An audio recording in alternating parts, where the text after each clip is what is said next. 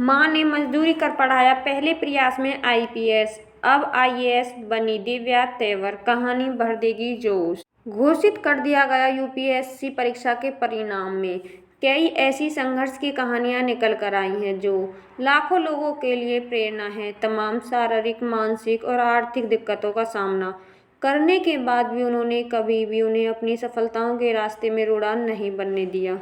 ऐसी ही एक कहानी है दिव्या तेवर आईपीएस की, जो दूसरे प्रयास में अब आईएएस बनी है। पिछली बार मिली थी 438 रैंक दिव्या तेवर को संघ लोक सेवा आयोग यूपीएससी की परीक्षा में।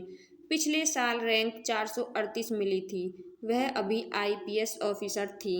21 साल की उम्र में यूपीएससी किया पास। दिव्या ने जब पहली बार यूपीएससी परीक्षा पास की थी तब वह महज 21 साल की थी।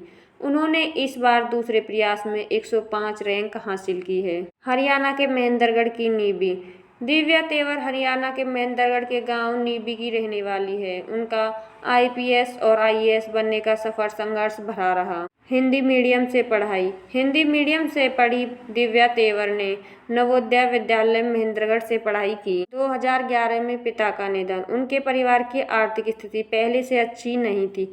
2011 में उनके पिता के निधन के बाद दुखों का पहाड़ टूट गया। खेतों में मजदूरी करने लगी मां। बेटी की पढ़ाई के लिए और घर चलाने के लिए मां बबीता तेवर ने खेतों में मजदूरी करने लगी, लेकिन उन्होंने बेटी की पढ़ाई नहीं रोकी। रोज 10 घंटे की पढ़ाई दिव्या ने महेंद्रगढ़ के राजकीय महिला कॉलेज से बीएससीसी की और उसके बाद यूपीएससी की तैयारी करने लगी।